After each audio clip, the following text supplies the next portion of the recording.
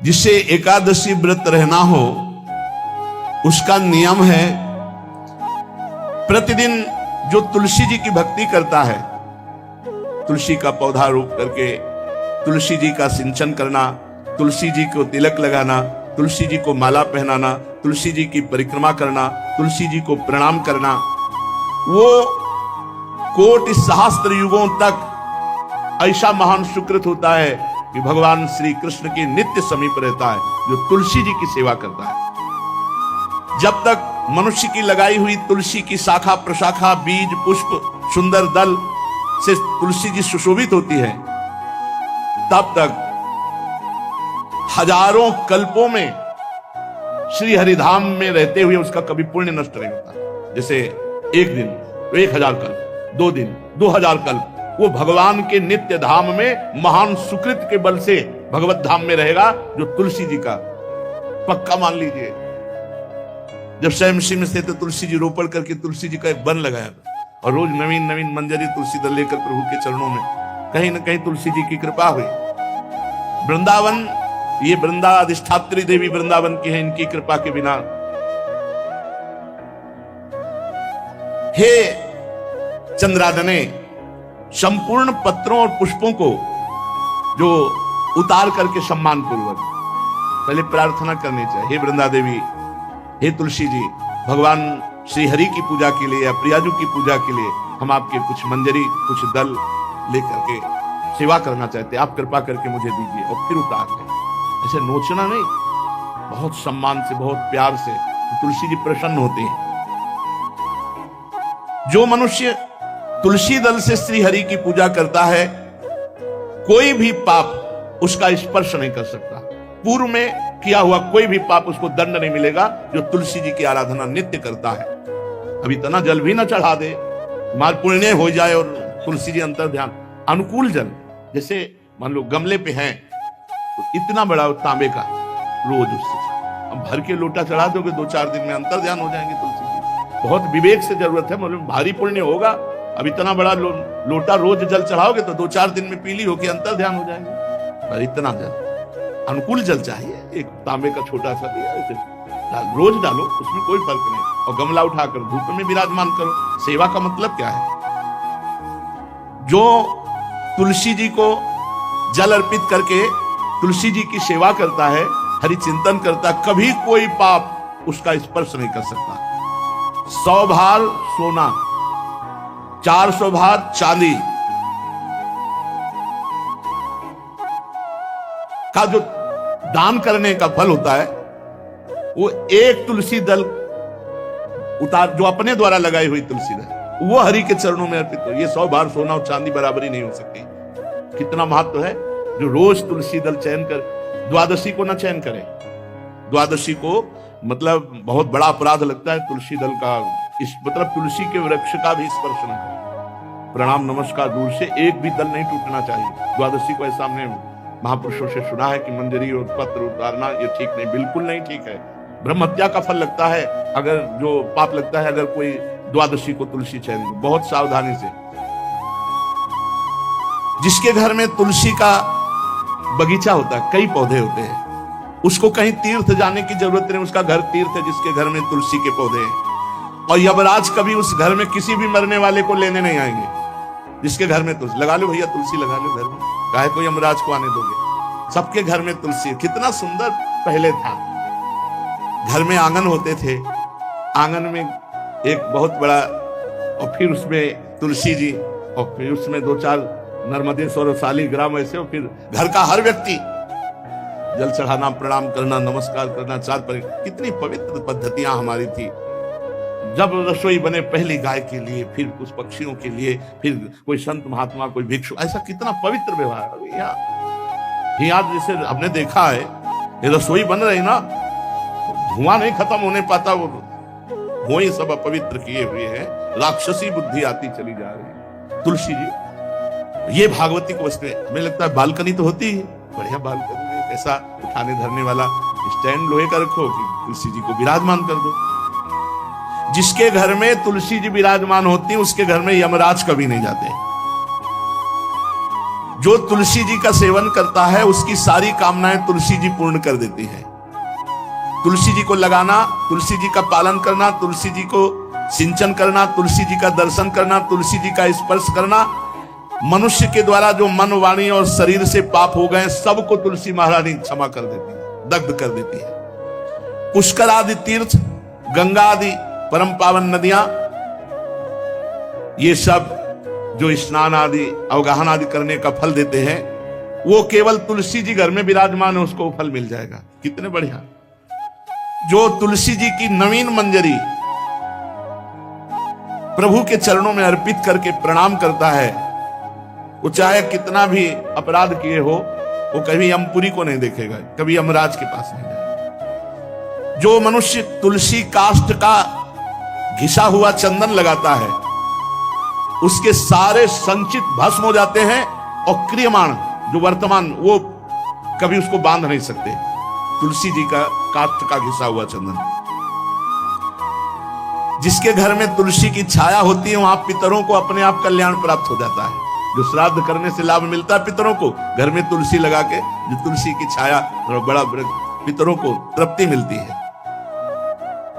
चतुर्भुज ब्रह्मा जी सारंग धनवा श्री हरि के महामहिम स्वरूप की अनुभूति करने के लिए भी कहा है कि तुलसी जी का महान महात्म्य, अगर तुलसी जी का सेवन करे तो भगवान श्री हरि की महिमा को जान जाएगा। स्त्री हो या पुरुष, पुरुष नपुंसक नारीवा जीव चराचर कोय, सर्व भाव भज कपट तज मोहि परम प्रिय सोय। शरीर वर्दी है, हमारी पोशाक है, हम सब एक हैं, आत्मस्वरूप है, कुछ अलग नहीं है। शरीर केवल पांच भौतिक है तो सबका पांच भौतिक है, उसमें चिन्ह है स्त्री पुरुष के, बस इसके लिए भगवान की आराधना निषिद्ध थोड़ी है। जो स्त्री या पुरुष श्री तुलसी जी के काष्ठ के मन के बना, जैसे छोटी कंठी या बड़ी माला धारण करता है, श्री कृष्ण उसके बस में हो जाते हैं। यह है तुलसी जी की महिमा। परम सुहाग श्री कृष्ण मिल जाते हैं, और कौन सी हमें उपलब्धि चाहिए। हे गोप नंदिनी, तुलसी जी का सेवन करने से श्री कृष्ण वश में हो जाते हैं।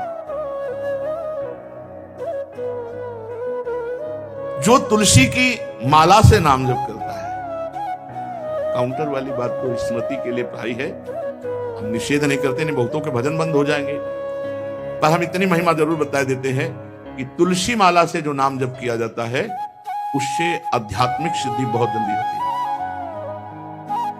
गुरुदेव भगवान कहते जो अंगुलियों से रगड़ होती है मन का से, उसमें आध्यात्मिक ऊर्जा शक्ति तुलसी माला से। प्लास्टिक पर भाई करो, निषेध नहीं कह रहे बंद हो जाएगा, वो भी राधा राधा कहना, वो हमें बंद नहीं करना। हम कह रहे तुम जैसे बने वैसे करो, लेकिन माला का बहुत बड़ा प्रभाव।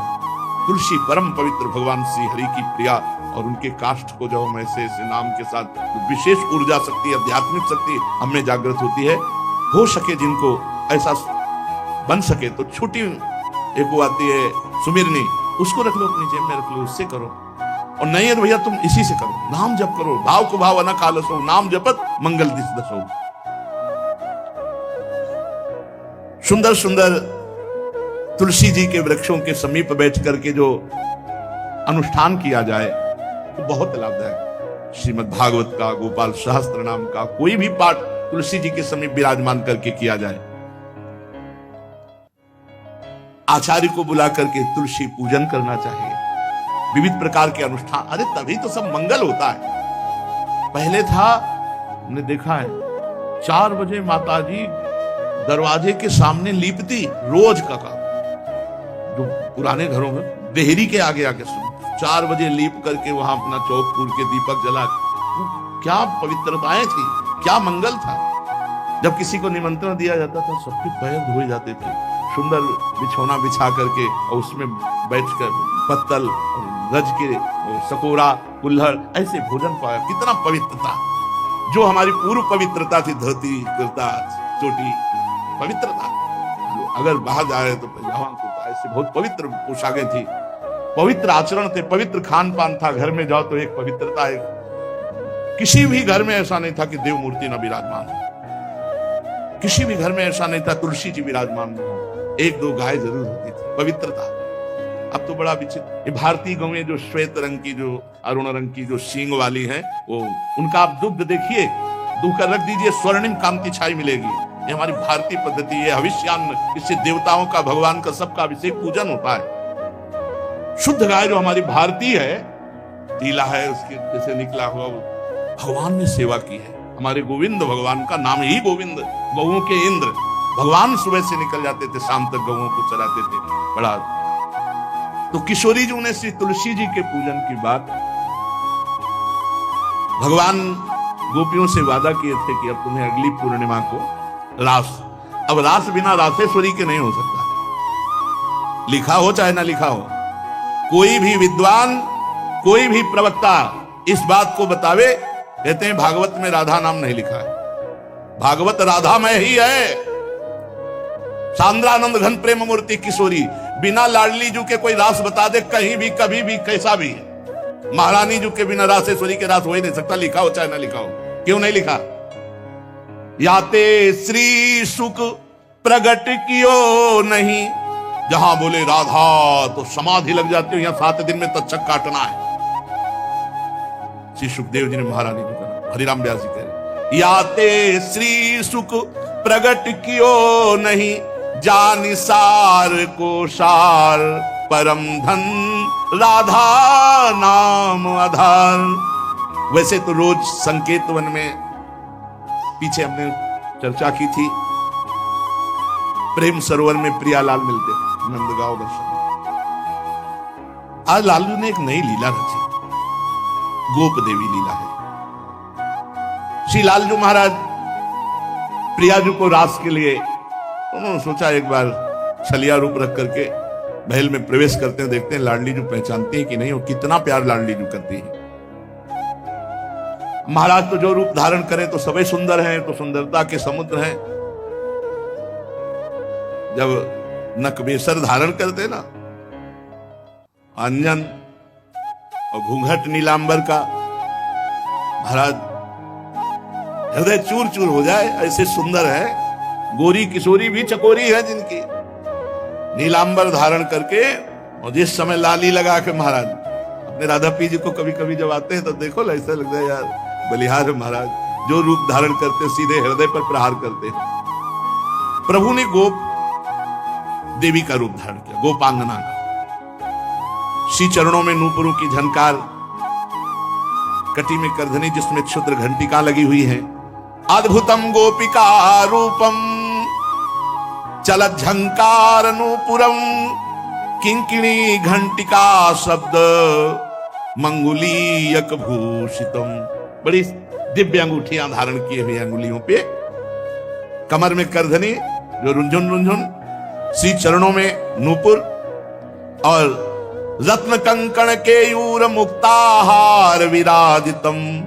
कलाइयों में रत्न जटित कंगन, बीच बीच में चूड़ियां, कंगन, ऐसे बाजूबंद, कंठा, मोतियों के हार और शीश फूल, केशपास, बेणी रचना, नासिका में मोती की बुलाक, बेशर और अलकावली, घुंघराली अलकावली, श्याम वर्ण के केश। ऐसा रूप धारण किया जो देखे मुग्ध हो जाए, श्याम सुंदर को। वृषभानु भवन की तरफ चले। खाई और परकोटों से युक्त वृषभानु भवन 4 दरवाजों से सुशोभित, प्रत्येक द्वार पर काजल के समान वर्ण वाले गजराज झूम रहे। राजभवन की बड़ी मनोहरता है। उस मंडप प्रांगण में वायु के समान वेग वाले घोड़ों से अंगरक्षक महल की रक्षा करने वाले चारों तरफ दौड़ रहे वृषभानु भवन में। और बड़ी ही सुंदर सुंदर गवें, धर्म धुरंधर बलवान सांड रमा रहे। बहुत से गोपाल बंशी वेद धारण किए हुए उनको संभाल रहे हैं। वृषभानु जी का भवन क्या है, ऐसा लगता है कि विश्वकर्मा ने पूरी कला कौशल लगा दी। और महारानी जी के लिए भवन के अंदर ही बगीचा, झरना, सरोवर, सब कोटि कोटि सूर्य के समान कांति वाले सुंदर सुंदर मणियां खंभों में जटित हैं, जिससे प्रकाश फैल रहा है। रत्न मंडित आंगन, बहुत से रत्न स्वरूप भूमि पे जटित है। और वहां वीणा, ताल, मृदंग आदि बाजे बजाती हुई बहुत सी मनोहर सखियां फूल छड़ी लिए हुए दरवाजे पर खड़ी हैं, संगीत बज रहा है। उस अंतापुर में दिव्य विशाल उपवन की छटा छटक रही, भीतर ही अनार, कंद, मंदार, नींबू तथा अन्य ऊंचे ऊंचे वृक्ष लहला रहे। केतकी, मालती, माधवी लताएं बड़ी सुंदर वृक्षों का आलिंगन किए हुए श्री राधा निकुंज महल के अंदर ही कल्प वृक्ष के फूलों की सुगंध से भौरे मत वाले हो रहे हैं। शीतल मंद सुगंध वायु चल रही है। कहीं सहस्त्र दल कमलों के पराग को बारंबार वायु बिखेर रही है। निकुंज शिखरों पर बैठे हुए मोर कभी नाचते हैं, कभी कूक रहे हैं, कहीं कोकिला, कहीं सारस, कहीं सुख, और फूलों के सहस्त्र सहस्त्र सैयाएं जगह जगह, कभी लाडली जो इधर से निकले किसी में भी विराजमान हो जाएं। मेघ मंदिर में सैकड़ों फुहारे छूट रहे। बाल सूर्य के समान कांतिमान कुंडल तथा विचित्र वर्ण वाले वस्त्र धारण किए हुए करोड़ों बलवान महल के आसपास श्री लाडली जी के और श्री स्वामी जी की परिचर्या में सब सुसज्जित सखियां केसरिया रंग के सूक्ष्म वस्त्रों को सजाकर पर्दा बनाया गया है। जलज पुष्प, थलज पुष्प, जगह जगह पल्लव बिखेरे गए हैं और घुटनों तक पुष्पों का पराग महारानी जो चलेंगे। राजभवन में ऐसा मालती मकरंदों के फव्वारे, मालती मकरंदों के, मालती के सुंदर मकरंद के पराग के सुगंध से युक्त ऐसे फव्वारे चल रहे हैं। ऐसे आंगन करोड़ों चंद्रमाओं की कांतिमती कोमलांगी सहचरियां, करोड़ों चंद्रमाओं की कांति, धीरे धीरे वहां सब निरीक्षण परीक्षण। श्री वृषभानुनंदिनी श्री किशोरी जी की सेवा में सहस्त्रों ऐसी सुंदरियां, जैसे चंद्रमा के उदय होने से ताराओं की कांति फीकी हो जाती है, तो जब लाडली जी पधारती है तो ऐसे सबकी कांति फीकी हो जाती है। देखो माई सुंदरता की सीमा, ब्रजनो तरुण कदम नागरी, निरखी करत अधग्रीवा। महान गौरव लाडली जी का। श्री किशोरी जी की अगवानी करने के लिए सखियां दौड़ पड़ी। लाडली जी को संभाल संभाल के कर कमल पकड़ करके पराग मार्ग से सिंहासन पर बिठाया। फिर लाडली जी की जैसी सेवा होती, कोई चवर, कोई पंखा, कोई व्यजन, कोई पान बीड़ी। अब ये गोप सुंदरी थोड़ा घूंघट करके सकुचाती हुई, कोई टोक न दे, वृषभानु भवन में पहुंची। एक सखी ने देखा फूल छड़ी से, कौन हो आप? मैं गोप सुंदरी हूं, गोप देवी। क्या कार्य है? आपकी महारानी से मिलना है, मुझे शिकायत करना है। क्या शिकायत करनी? शिकायत करना है तो बाबा से करो जाकर। वो बात बाबा से नहीं कह सकती जो बात हमारे साथ हुई है, वो बात केवल लाडली जी से कह सकती है और वही हमारा निर्णय कर सकती है। हाँ, तो कोई गंभीर बात है, गंभीर बात है, इसीलिए